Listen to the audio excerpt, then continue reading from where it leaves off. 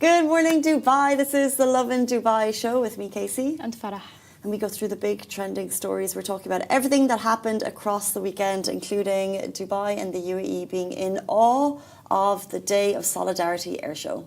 Dubai is installing water fountains for birds and wild animals. We're talking about some major places closing their doors. Some are reopening, so zero gravity, and also Texas to Brazil. Crows have been attacking residents, and we're going to tell you why. And then in today's rapid weather report, it's mostly sunny with temperatures ranging from 16 to 24 degrees, as well as all of those top stories, by the way. The Joy Awards took over my feed this weekend. It's all I saw. Oh, yeah, same. So we need to run through it a little bit. So it's an annual award ceremony that's hosted in Saudi Arabia. And it was really, really good to see this year because I got to... Finally, I feel like there's an award where I'm so familiar with what's going on. I know some of the winners. I know some of the nominees. So it was really nice to see. I've seen, obviously, a lot of Egyptian artists there. But there was also Katy Perry. She was there as the talent. She was there hosting as well. I think she was announcing some of the winners, but she was also there to perform, which was cute. And also Robbie Williams. I think that's all. I think there was also Shah Rukh Khan, but he was not there to perform or anything. He was just there as a guest. Some of the top winners that I want to highlight. So, for example, Best Movie. That's such a big title. There were a couple of movies that were nominated. Hubal, Arsal Nar, Al Zarfa, and Siko Siko. That's the winner. Siko Siko. I've seen that movie in cinemas. It's an Egyptian movie. And it's such a funny movie, but it's so well made. And honestly, it deserves the win, in my opinion. It was so good. Cool. I hadn't heard of it, but now it'll give us inspiration. Is it on any streaming platforms now? Like, when did it come out? 2026? Sometime in 2025. I want to say around the summertime. But it was so good. It was literally about these two young adults, two young men, and they created a app to sell something illegal that you smoke. Gotcha. Oh, the hand gesture. The hand gesture. You understand what I mean. To anyone on the podcast, okay? But it was really, really interesting to watch. It was so funny. It was so good. I'm seeing some notable things, but something that we talked about, or we have a post on the Lovin Dubai Instagram, was the winner of best song? No, sorry, it was the best female artist. So Angham won. Angham is a very, very big star. Like, she's been doing this ages. I was listening to her as a child. So Angham is she's got this down. Like, she knows what she's doing. But other artists that were nominated, Asala, also been doing this for a long time. Yeah. Nancy Ajram, we all know who that is. And Bisan Ismail. Bisan is still rising to fame. She's very, very young. And we know her as a kind of a newer creator. And so our post was about her loss. She seemed to have been tearing up when they announced the winner, that it was Angham and not Bisan. So she got a little bit upset. But honestly... But what a category to be nominated Exactly. Kudos to her. She's among huge stars. Asala, Angham, and Nancy. That's huge. That's a huge win. But it's kind of nice to see that real natural reaction, because they're calling this the Grammys of the Middle East, but will be better. It started in 2020, and so it's still relatively new, but to be awarded, to be nominated is huge, because it's the entire region all brought together. And so it's actually kind of nice to see a real reaction rather than a... Oh. And then go home and cry it out. Like, cry there. I love that emotion. I It's really the do. Leonardo DiCaprio before he won his first Oscars. Exactly. It's that... Every single year. Yes, this person deserved to win. No, it was more of a for Bisan. But honestly, it was such an honor for her to even be nominated amongst these people for such a huge category like Best Female Artist. Obviously, it's so understandable to be a little upset, but I mean, it's good to be even nominated. Yeah, and it's interesting because it's mainly regional awards, it looks like, but they brought in international elements. So as you said, Shah Rukh Khan, Katy Perry was wearing, by the way, a Saudi designer. Ooh. And all I'm thinking about at the moment is Saudi designers, because Katy Perry, that's absolutely flawless. And stunning. Kylie Jenner was wearing a Saudi designer at the Golden Globes, and it was phenomenal. But then they also had kind of best personalities of the year, and they had Millie Bobby Brown on stage at the Joy Awards. They had Forrest Whitaker. So they kind of ticked a lot of boxes with the awards. And it's only going to get bigger. I think it's an amazing kind of achievement by Saudi to make something so significant for entertainment in the region, and we'll be watching it keenly. Exactly, as the years go on. It's such a good award. It's done really well. It's almost as it's getting there. It's getting there as like Golden Globes, Oscars, all that stuff. It's so close. Like they have like so many of the same elements. It's so good. But it's so needed, right? Because when you get to the Oscars, it's like international movie, international. You never get to see billions regional. of people. Yeah. Exactly. And so this is for the region. Like generally when you're looking at the Grammys, it's mainly Hollywood, it's mainly US. But this is making sure that there's a big focus on the region, and there's so much amazing entertainment coming out of, like, and it's, you know, just looking at the best movies there, mainly Saudi and Egyptian movies have been nominated this year. We know more UAE movies have been made. We had Naila Al-Kaj on the show last week for her latest movie, Bab, and so hopefully with more awards means more spotlight, means more money goes into these productions, and then hopefully you'll see kind of stronger productions coming out of each country and more representation from each country in each category. That's so true. Okay, but let's talk about what we were watching this weekend. Yeah, Dubai was left in awe over the Day of Solidarity Airshow. Residents across Dubai and the rest of the UAE were looking up to the skies with pride this weekend as the UAE Armed Forces, alongside the Emirates Nights Airshow team, staged a powerful nationwide airshow to mark the Day of Solidarity. Military aircrew flew a striking V-shaped formation over Dubai, Sharjah, and Ajman, drawing crowds to beaches, corniches, and mostly open spaces as families and children and onlookers gathered to witness the moment. Did anyone see it, by the way? If you're watching in the comments, let us know if you managed to catch it. And if so, where were you?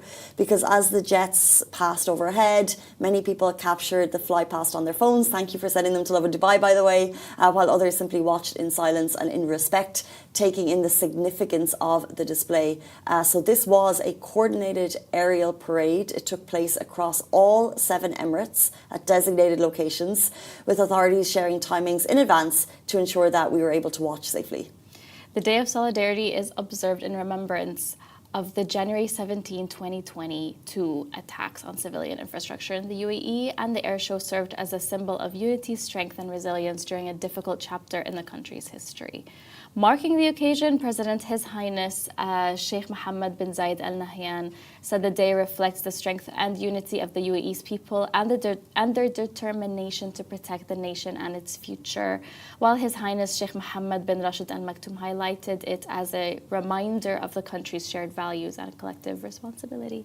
I missed it. I was disappointed to miss it, but shout out to, I think Lakshmi was covering Lovin Dubai over the weekend on Saturday, and I got to see it through the videos, but it's a really significant day to mark. Yeah, I hadn't seen it myself either. I got to see it on Lovin Dubai as well, on the posts, and it was so nice to see it from the viewpoint of different people around the city and across the country. But it looked so incredible, and I feel like this was such a good way to mark the occasion. And this gets me to a question that I had. Does Dubai do public moments and displays better than most cities? I think this was important to mark a significant occasion where lives were lost. I feel I like think Dubai does everything better than other cities. no bias, of course. Yes, Totally I agree. biased, but I'm loving Dubai. Yeah. But with public moments, I feel like Dubai or the UAE just knows how to mark an occasion where everyone sort of remembers it, whether it's with like really grand fireworks, parades, like we've seen on New Year's Eve. That was really incredible. And air shows, they do that quite a bit as well. And I feel like it becomes memorable to the person, to the resident that's like watching all these things. Like I feel like people will constantly say, "Oh, Dubai, New Year's Eve, this happened. It looked like this. It was incredible."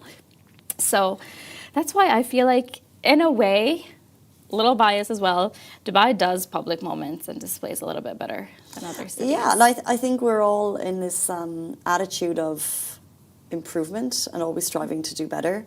And that's that comes from leadership and top down. And so it is always getting better. And I think sometimes we can take inspiration from cities around the world in terms of what they do. But yeah, I agree. I think our public moments are, and I also like how well organized public moments are. True. Whether it's events, I'm always just impressed by the fact that there is not rowdy behaviour, which you just see really commonly in other places. But speaking of things to be impressed by in Dubai, I love this next story. I know. Dubai is installing water fountains for birds and wild animals.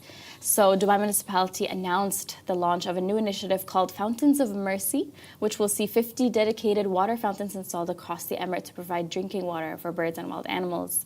The project is part of Dubai's wider effort to promote environmental sustainability, compassion, and the protection of biodiversity.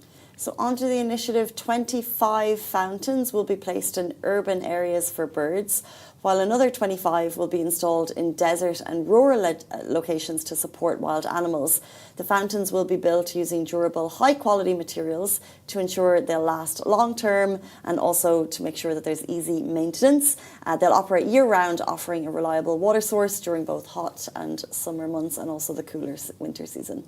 To support sustainability, the fountains will be powered by solar energy and designed to use water responsibly. I love this story. It's nice to see it because the biggest fear that you have is for animals in the desert who don't have access to, the basic necessity that is water. Because I guess you don't really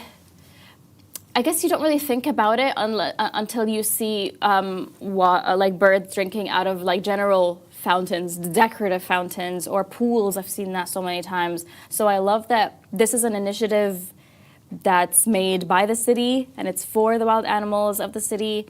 It's so cute to see, and I hope that more stuff like this is introduced. I'm such an animal lover, so anything that goes to, enhancing wild animals' life and stuff like that, I love to see. Also, the video that came along with this, His Highness Sheikh Mohammed bin Rashid shared it on his Instagram, and it's an early video of him hand feeding a bird, a specific type of bird. I don't remember what it's called. It's the white one with the long legs.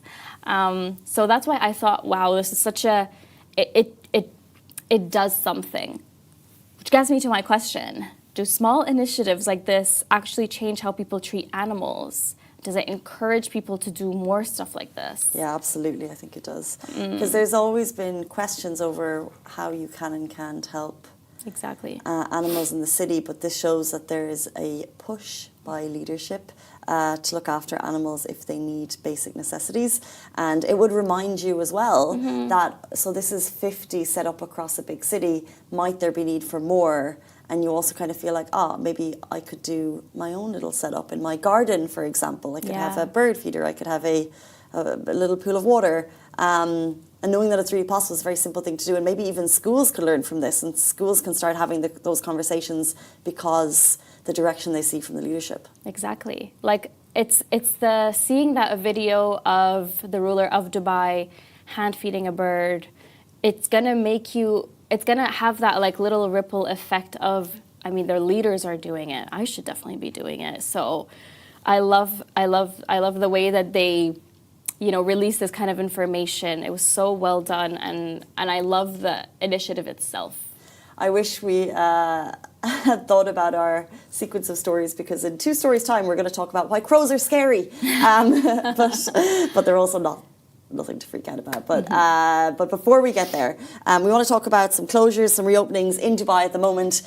Shock, horror, announced on Friday, Zero Gravity is closing its doors, but rest assured, it's only temporarily. And also, Texas de Brazil is shutting its doors. Is this the end of an era twice? So just as residents stopped reeling from Pottery Barn and West Elm closing the doors, I think that's like the most expat sentence I've ever said. Oh, yeah. 2 low-key faves have also announced their closures, but there's a silver lining for one of them. First, we've got Texas de Brazil. The beloved restaurant has officially shut down all its branches in the UAE. The Brazilian-American steakhouse was known for mixing authentic Brazilian churrasco, trying to say that right, nice, with big Texas energy and, of course, endless cuts of meat that kept diners coming back for more.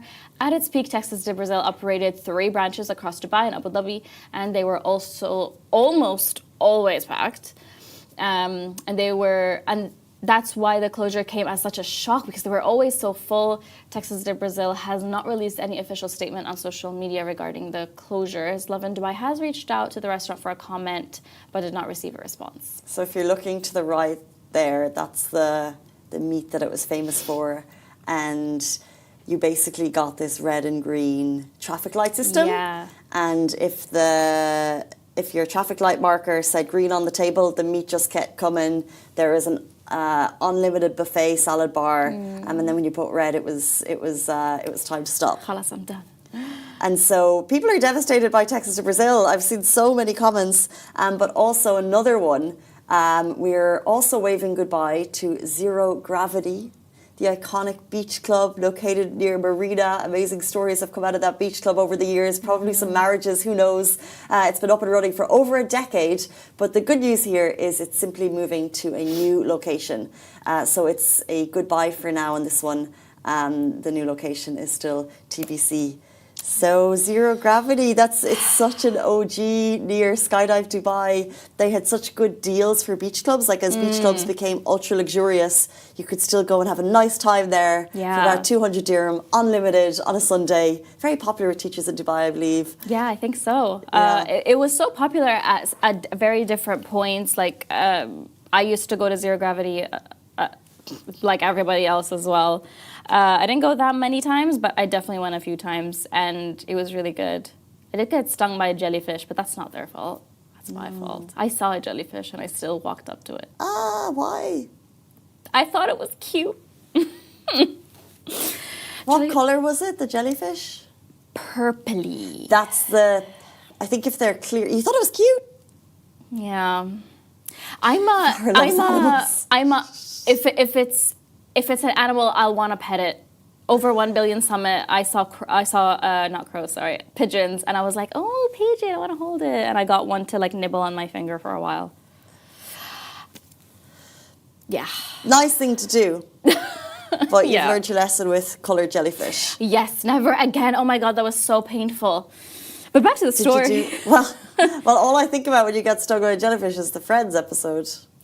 No, I did not. I didn't know that that's what happened. I felt extreme pain in my legs. And I was like, oh my God, what the hell was that? I had no idea what happened. I got up. I tried to just brush it off as much as I can. I couldn't brush it off that much because then I realized what had happened. I saw the marks on my legs. I was like, oh, that looks like a jellyfish sting. They can be seriously dangerous in some countries. I don't think the ones here, but like, not too dangerous. Man-o'-wars and Portuguese man-o'-wars, stay away from them. No petting the jellyfish. Yeah. But yeah, back to the story. So it made us think about all of our favourite restaurants that have shut down over the years. Surprisingly, in a restaurant environment where there's so many new openings and you think about many that have shut, favourites have generally lasted the distance, I would say. Yeah. And so trying to bring together some that have shut over the last decade, there's only a few that will really make the heart tug. Mm-hmm. And I would say the first one there, and probably the most famous that people miss, is Shakespeare & Co. Yeah, I understand that one. I used to get birthday cakes from there. It was good quality. It was a good cafe. It's a good cafe. They had them in Marina Mall. They were everywhere. Yeah, Marina Mall. It was also in Dubai Mall. Abu Dhabi. Yes, Abu Dhabi. They're everywhere. And the thing is, it's not like they were doing poorly. Same as Texas to Brazil. Well, we don't know the books. We haven't Like seen Texas the to Brazil, plane. it was unlimited. Yeah. Oh, You'd have your Joey Lord Tribbiani's knows. of the world, somebody Fred references coming in and just probably going to town. It was always very busy, but that doesn't mean the numbers were adding up. Yeah. But, yeah, Shakespeare and Co. Intersect by Lexus DIFC. Does anyone remember that one? No, I don't know it. Hakkasan at Jumeirah Emirates Towers Heard closed. of it. But it's a famous international Chinese restaurant, but I think they've reopened at the Palm. El Chiringuito's Beach Club. Not one that I know. I only know it because it was when it opened at Rixos the Palm, Lovin Dubai had a little party there. And it was a very cool beach club, but it was before beach clubs became the thing. Like now, I think brunches have kind of... Took over a little bit. Beach clubs have taken over. Like if you bring people, you want to bring them to a beach club. Yeah. And so, but El Chiringuito came and left before... I think this all happened after COVID. I don't know. Who knows? Potbelly. Potbelly! Yeah. Potbelly! It came out of nowhere and then it left out of nowhere as well. I used to order it when I was in university. So and then just suddenly disappeared. Haven't seen it on the apps. It was a good sandwich and a soup. Yeah. I would get it at an Abu Dhabi mall. Potbelly's gone. And two others. Galito's Chicken Place, temporarily closed according to Google. Okay. Sounds familiar. And then I think only OGs will really know this. Correct us if we're wrong.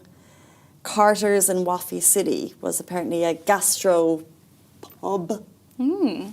Oh, speaking of Wafi, there was such a good restaurant that closed there. It was called Planet Hollywood, something like that. Planet Hollywood. And that closed down. I think it was open and run or like open by a celebrity. And then Yes. it closed, right? Am I right? I think we had one of those. Oh my gosh, that takes me back. We had one of those in Dublin, big celebrity opening, and I think they had them as well at like Disneyland. Planet Hollywood was this big It was brand. so good. I used to go there as a kid, and like the memories and like the way it was like set up here. It was like a globe, but then inside there Yes. were major cutouts of like celebrities inside. Like I'm pretty sure I didn't imagine it as a kid. I'm pretty sure that's what it looked like. It was so epic. You're not wrong. If Google is correct, and I don't trust Google, ChatGPT, Grok, because who knows? Who knows? Planet Hollywood Dubai closed in Wafi City in 2012, but it opened in '98 with Bruce Willis, Sylvester Stallone, and Cindy Crawford. Yes, Bruce Willis. That's what I Wow. was thinking. It was so good, guys. And I was so upset that it closed because I tried to come back years later to like see it and it was gone. Ah, But it was really good. that was a moment in time when Bring it back. it's just the fame of Hollywood has changed, and now influencers are fame, and now we're looking, with the Joy Awards, we're looking more towards the region. Maybe we don't need that outer influence. Getting so many comments. Potbelly in Dira City Centre with their delicious soup. Yes, it had so much soup. Famous Dave's. Well, that's new, isn't it? I have no idea. No, I'm thinking of Dave's Hot Chicken. Oh, those are two different places. Yeah, they're different. Okay. But a lot of places in Dare City Centre closed down. Lots of places. I remember there was a pizza place, I think it was called Uno or something. Yes, Uno's closed. That came up on the list. Yeah. I used to see that one in Dare City Centre a lot. So many places closed, so many places opened. It's hard to keep up at this point. It's hard to keep up. But anyway, Texas to Brazil, no more. Zero Gravity is coming back. Just don't you worry. Let's jump into our next story. Speaking of animals, Yeah. crows have been attacking residents. So you may have heard or seen crows displaying some very territorial behaviour of late, but worry not, friends. They're not really after you, and they're not intentionally aggressive. In fact, they're very smart animals, and they're probably simply doing it to protect their babies, but it's catching some residents off guard. But here are some reasons they may be attacking. It's not just for aggressive purposes. There's reasons. One, they're protecting their nests or babies. This is a big one. So during breeding season, crows become very territorial. If you're walking near a nest, they may swoop, dive, bomb, or even make contact to scare you off, but they just kind of go like this. Two, they remember faces. So crows are famously super smart, and if a person has potentially threatened them before, even unknowingly, like getting too close to a nest, they can remember that face and warn other crows. So it might feel random, but to them, it's more than that. Three, they feel cornered or threatened, so sudden movements, staring directly at them, don't look at them in the eye, or getting too close can trigger defensive behaviors. So here's a video of that happened. Ooh, that didn't happen scary. in UAE, just FYI, but you can avoid this. So if you hear crows or you spot them squawking or attacking someone else, you must walk calmly and confidently. The next one is very important. Avoid eye contact with aggressive crows, because one of the things, as Farah said, they do to scare you is they keep eye contact with you. And if you keep that eye contact back, they're coming for you. Mm-hmm. They're going to feel threatened. Move away from the area, because they're usually trying to defend a specific area, usually the tree where their babies are, where their food is. And also, wearing a hat or carrying an umbrella can stop them swooping. So we're not in the countries for umbrellas. So pop your hats on and don't engage or retaliate, because that's how they remember you. I can't believe Farah just said crows can remember us. Oh, yeah. AUD, where I went to university, I'm so sorry to point this out, everybody, but AUD was very famous having a lot of crows, only because we have a lot of greenery. AUD was really nice, very green, lots of really tall trees, so obviously it attracted crows sometimes. And these crows were not aggressive, but they did the occasional swooping thing, so obviously it depended on the season. But thankfully, I was never attacked. And I think it's because I would feed them from time to time. That's okay. I think it's okay. I mean, how do you feed them? So if I ever had leftover bits or anything, I would just, if they're starting to come near, I would just kind of toss it. And they would obviously keep their distance as much as possible, but they're not afraid of you, so they will come close-ish. Yeah, they're not. I don't like when you're at a restaurant. Yeah. And birds come on the tables. I think it's pretty gross. They can be very confident. They're very confident, the big ones. And I don't know, I somehow used to remember some crows, because there was one in university that was bald. So I used to remember that one. I don't know why it was bald, but I used to feed them nonetheless. And a lot of other people used to do the same. So we were never... never attacked? We were never attacked. Crows we fed are them. so clever. I know. There's so many people, but they still remember faces, and they remember people. They're like, oh, this one fed us before, so we're going to be nice. They're watching us. Okay, this story, by the way, came about because there's a crow's nest outside the Lovin Dubai office, and all you can hear is the squawking. I'm going to get bird crumbs. I'm going to reef them at them, and then they're not going to go near me. I actually did get a swoop. I got swooped on in that area. It was I think we had a shoot in Media City. Media City, I guess there's a lot of trees. There's a lot of trees. Yeah. And it hit my head. Oh, ow. It wasn't sore, it was just gross. Oh. It's gross. A bird landing on your head. Oh. Because you kind of feel like, oh, what do you do now? What do I do now? Get it off me. Yeah, it's not nice. Thankfully, I was never attacked by a crow, because I have no idea how that feels, but I can imagine it's terrifying. A lot of people walk away from that experience very scared of birds. It's funny because they're only small. In a fight, I could probably take it. But they're small, but they're big at the same time. And they're probably smarter than me. And they got those beaks, so they got something going for them. Yeah, it's and they've got the claws. There's something a bit ominous about a black crow, even though the more we learn about them, the more intelligent they are. But I blame movies, and Paz and Crisis just jumped in saying, remember the Alfred Hitchcock movie, The Birds? I don't remember the movie, but I can see why crows... I mean, it's an Alfred Hitchcock movie, I can imagine. I don't know. I haven't seen it either, but I can imagine how ominous it could be, the birds. Yeah, you can see how they can be easily characterized as demonic, freaky characters. I understand. Wasim is saying 3 times attacked for me same time. Wasim, did you hear our information so they could, if it's the same area, they could probably recognize your face. So you have to walk calmly. Walk calmly, confidently. If you got some food, toss it away from you. Don't have food. Toss it away. They've marked you now, Wasim. Sorry. That's it now. That's it. You're done. The crows remember you. Anyway, it's baby season for them. They're just looking after their young, and we would probably do the same, I have no doubt. It's 9 o'clock on Monday morning. It means it's time for work. So get to it, and we'll see you back here tomorrow morning, same time, same place. Thank you, Farah. Thank you. Bye, guys. Bye.